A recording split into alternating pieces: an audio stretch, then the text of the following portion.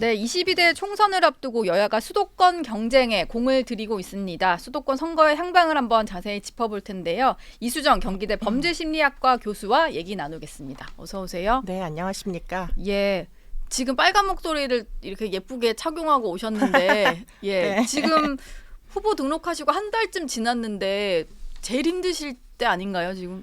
네, 저는 좀 일찍 등록을 해가지고 예. 지금 2달째인데요. 예, 뭐 힘듭니다. 예, 굉장히 힘든 게 아무래도 좀 우호적이지 않은 지역에서 출마를 하다 보니까 네, 출마하기 전에 생각했던 예컨대 당 색깔이 분명하지 않은 사람으로서 이제 즐길 수 있었던 일상이 예, 지금 이제 당 색깔을 분명하게 밝힌 후 이제 뭐 일상과는 좀 차이가 있는 게 제일 적응하기가 어렵고요. 네, 그러나 그럼에도 불구하고 뭐 이제 지역에 여러 그 수건들이 있어요. 오래 묵었는데 해결되지 않은 수건 이런 것들을 이제 해결을 해줄 수 있는 입장이 앞으로 운이 좋으면 될 수도 있다 보니까 네, 유권자들 이제 지역 주민들은 저에게 그런 여러 가지 이제 뭐 민원 아닌 민원을 이야기하기 시작하셔서 그런 부분은 생각보다 굉장히 호응이 높구나. 네. 네.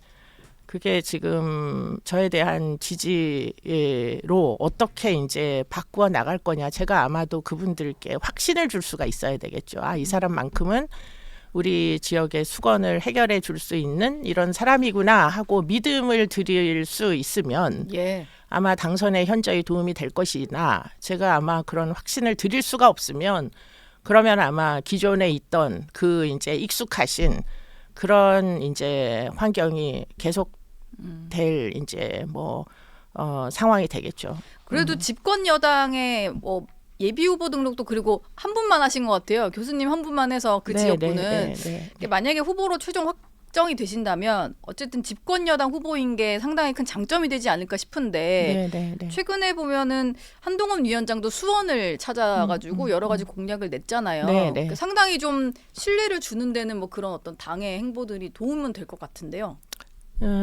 도움이 되죠. 예. 그런 이제 지원을 안 받는 것보다는 지원을 받는 게 현저히 도움이 됩니다. 저희 이제 후보들 입장에서는. 네. 그런데 이제 전제가 하나 있는데 당 지지율이 높으면 그러면 도움이 되겠으나 예. 현재 이제 당 지지율이 그리 높지 않다 보니까 네. 물론 뭐 이제 이미 여당 쪽 그 유권자들에 대하여서는 상당히 도움이 되지만 문제는 이 지역은 다양한 이제 어떤 정치 성향을 지닌 자들이 많다 보니까 예.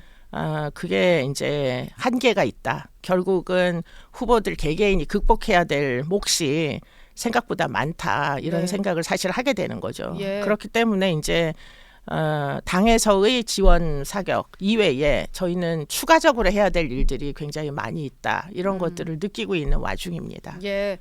보니까 지금 그 수원에서는 같이 예비 후보 등록하신 분들이랑 네, 함께 네. 공약 발표도 하고 계시더라고요. 네, 맞습니다. 네. 이게 뭐 이렇게 뭉쳐서 같이 다니시는 것도 좀 효과가 상대적으로 더 있습니까? 그러니까 이제 공약이라는 게 예. 어떤 특정한 저희는 5개 지역구인데요. 특정한 지역구에만 해당되는 공약이 따로 있는 건 사실 아니잖아요. 네. 예를 들자면 수원의 가장 큰 문제는 이제 교통입니다. 왜냐하면 수원은 일종의 배드타운처럼 돼가지고 거의 대부분의 젊은 사람들은 다 강남권으로 출퇴근을 해요. 예. 그런데 출퇴근 시간이 하루에 1시간 반씩 걸려서 하루에 뭐 24시간 중에 3시간을 털어넣어 가지고는 일상이 사실 마비되는 거잖아요. 네. 그러니까 그 문제를 해결을 해줘야 되는데 문제는 길이라는 게 어떤 특정 지역구에만 낼 수가 없는 거니까 그러면 사실은 지역의 공동 공약이 될 수밖에 없는데 지금까지 그 전 선거들을 보면 그런 공동 공약을 개발해서 발표한 적은 없더라고요. 그래서 네. 이번에는 예. 우리가 같이 하자. 그래서 이번에 교통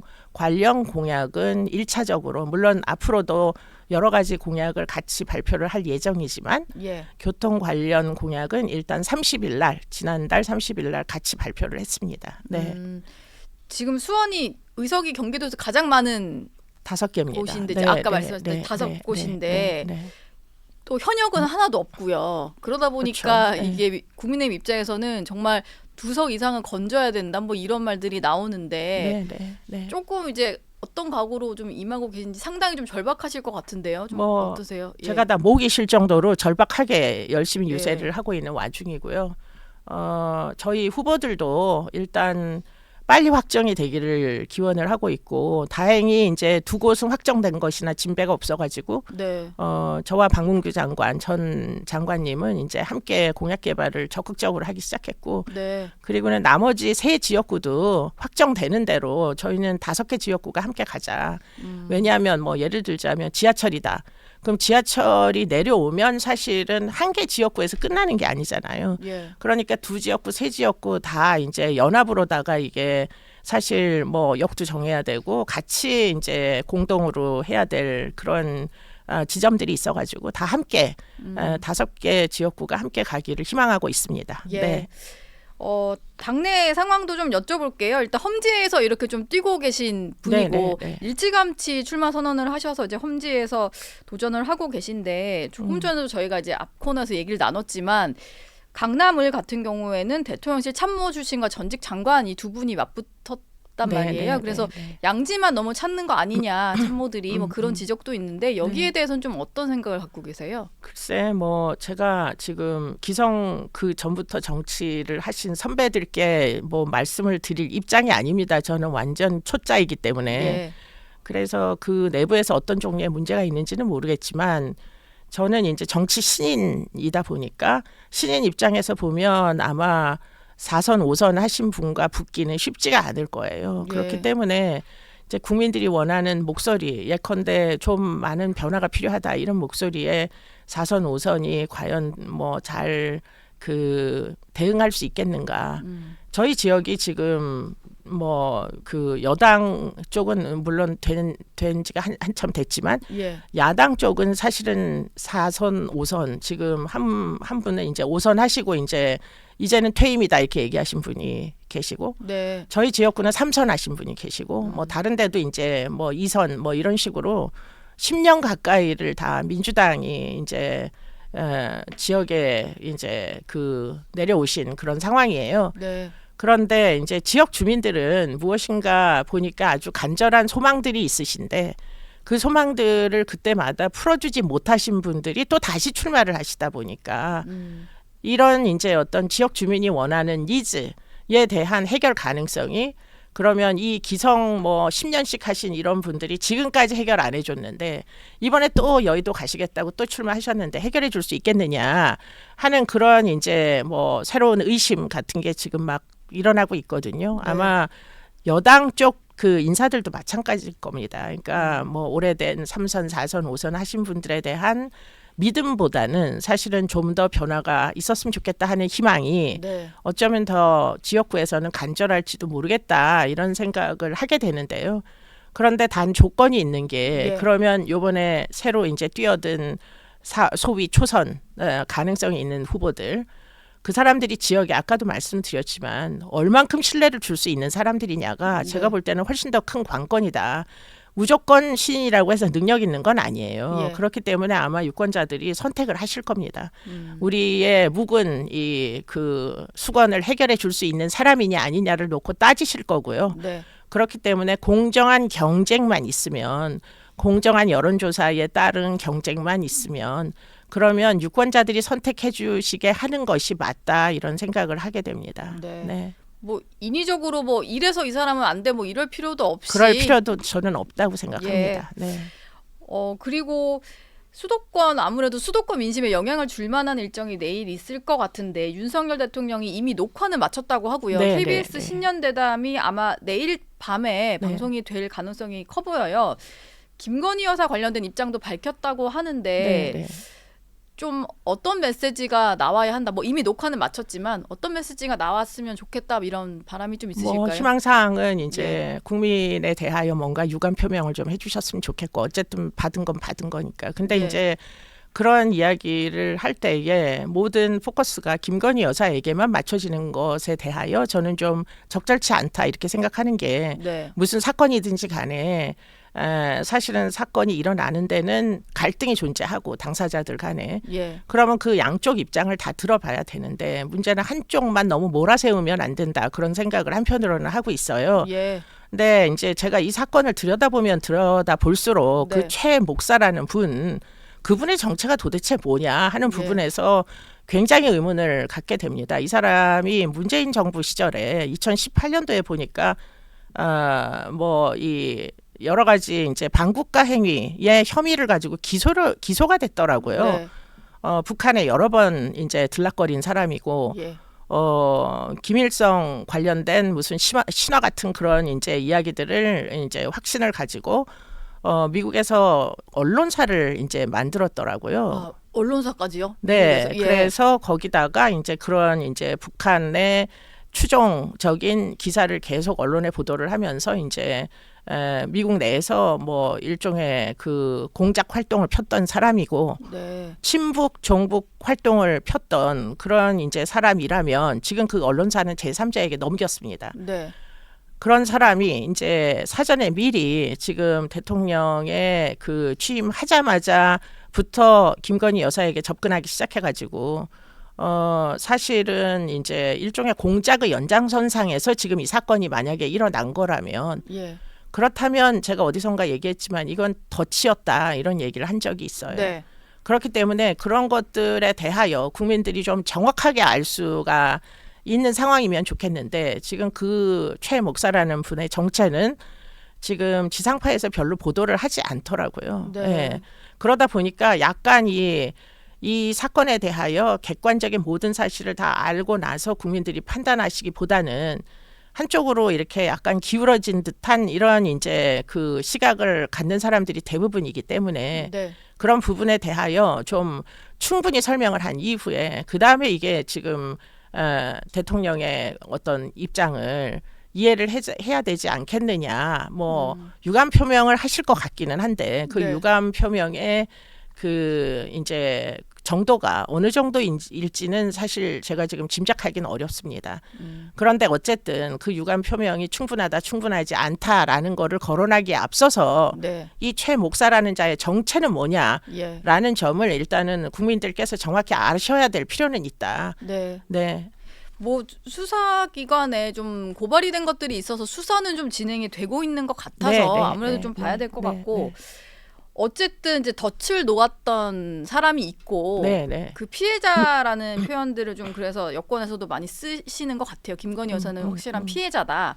그럼에도 불구하고 이제 설명은 필요하다. 뭐 이렇게 단계적으로 넘어가는 건데 일각에서는 대통령이 아무리 유감 표명을 하더라도 김건희 여사의 어떤 직접적인 설명이 없다면 그건 그냥 대리 사과에 불과하다. 뭐 이런 벌써부터 좀 폄훼하는 네, 말들도 네, 나오거든요. 네, 네. 거기에 대해서 좀 동의하시는 편이신가요? 어떠신가요? 뭐 저는 이제 본인이 제가 워낙이 뭐 아시겠지만 직접 제가 비례를 거절한 이런 이제 예. 성격이다 보니까 저는 본인의 일은 본인이 해야 한다. 네. 남이 내 일을 대신해 줄 수는 없다. 이런 이제 어떤 생각을 갖고 있는 사람이다 보니까 처음부터 본인이 입장 발표를 했어야 된다. 이런 얘기를 했던 사람 중에 하나고요. 네. 여전히 그 생각은 그대로 있습니다.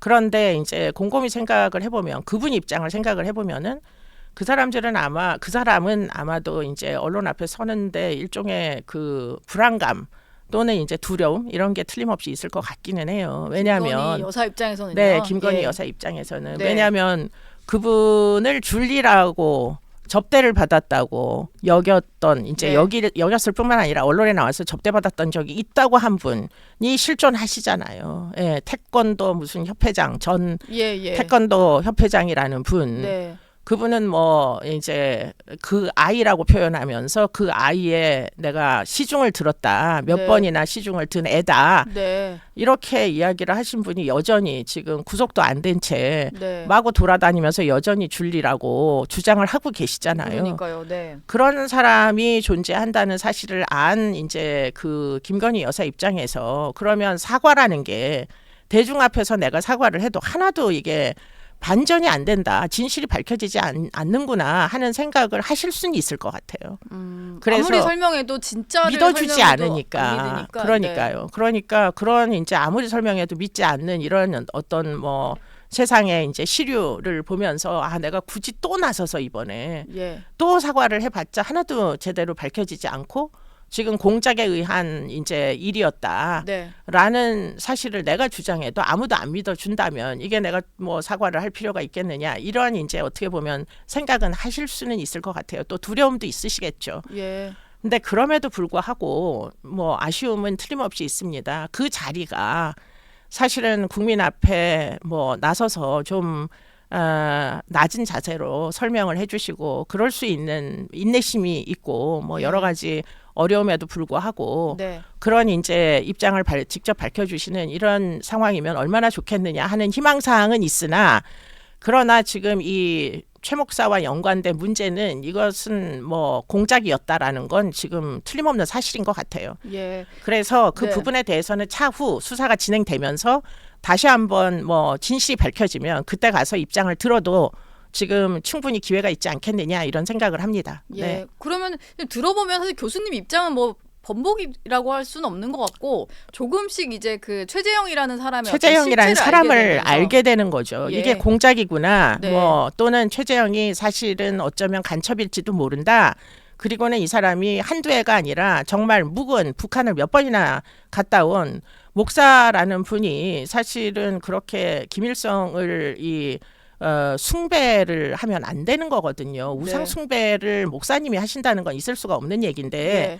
그런 모든 어떤 종교적인 터무니없는 일부터 시작해서 이 사람에 대한 캐릭터를 알면 무조건 김건희 여사를 비난할 수는 없지 않겠느냐. 그런 생각에 도달을 한 겁니다. 예. 네. 생각이 좀 바뀌셨다기보다는 그냥 이제 진행되는 과정이었다 이렇게 보는 게 맞을 것 같아요. 뭐 그렇죠. 교수님의 말이 네, 바뀌었다기보다는. 네. 배현진 의원 얘기로도 좀 넘어가 볼게요. 네, 지난달 일이고 다행히도 배현진 의원이 회복을 해서 지난주에는 공개 석상에 이제 모습을 드러내고 활동도 재개를 했는데, 지난번에 교수님께서 이제 협박 쪽지를 공개하시면서 남일 같지 않다 뭐 이런 말씀도 주셨는데요. 실제로 좀 그 예비 후보 등록 이후에 다니시다 보면은 조금 악의적인 감정을 가진 사람들이 좀 위협적으로 보이는 뭐 그런 순간들이 좀 있으실 것 같은데 좀 어떠셨어요? 글쎄 뭐 아직까지 그 신체적으로 공격을 받거나 한 적은 없어요. 네. 그렇기 때문에 이제 뭐 남일 같지 않다고 이야기를 한 이유는 만약에 그런 일이 벌어지면 제가 남성이 아니고 여성이다 보니까 근력으로 이들의 이제 공격을 막아낼 수 있겠느냐, 좀 자신이 없죠. 아무래도. 그렇기 때문에 그런 차원에서 제가 남일 같지 않다 이렇게 얘기했던 거고, 지금 그 당시에 그 배현진 의원을 공격했던 사람은 15살 먹은 소년이에요. 네.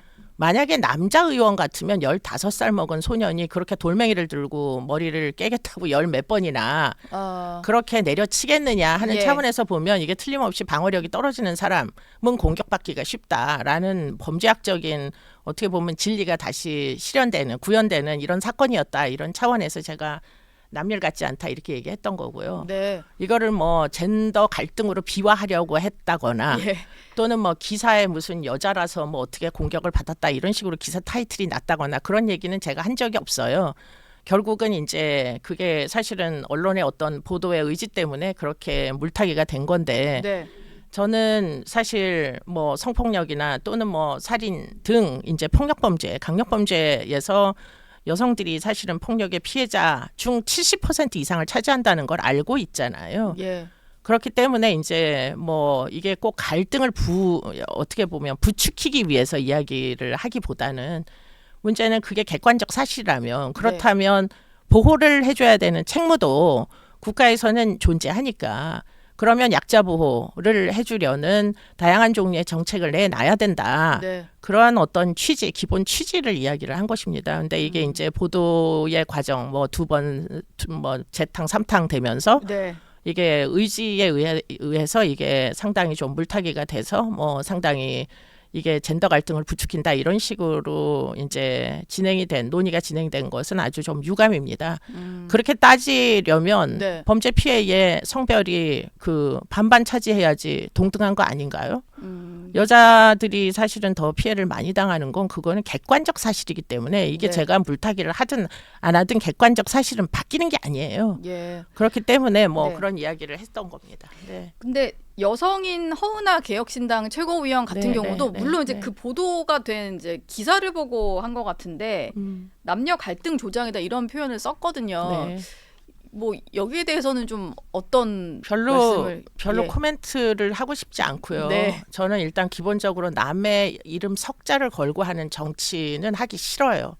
왜냐하면 그게 일종의 뭐 헤이트 스피치 비슷한 방식으로 악용되는 경우들이 많이 있어서 네. 예, 누구를 저격한다거나 이렇게 해서 그 사람을 비난받게 함으로 해가지고 내가 어떤 정치적 영향력을 행사하는 이런 종류의 일은 전 절대 정치인으로서 하지 않을 겁니다. 그렇기 때문에 누가 저를 이제 이름을 걸고 비난을 해도 네. 인내할 뭐 얼마든지 그 의향이 있고요. 예. 그러나 거기다가 똑같이 반격하지 않을 겁니다. 네. 알겠습니다. 교수님 말씀은 오늘 여기까지 듣도록 하겠습니다. 네, 고맙습니다.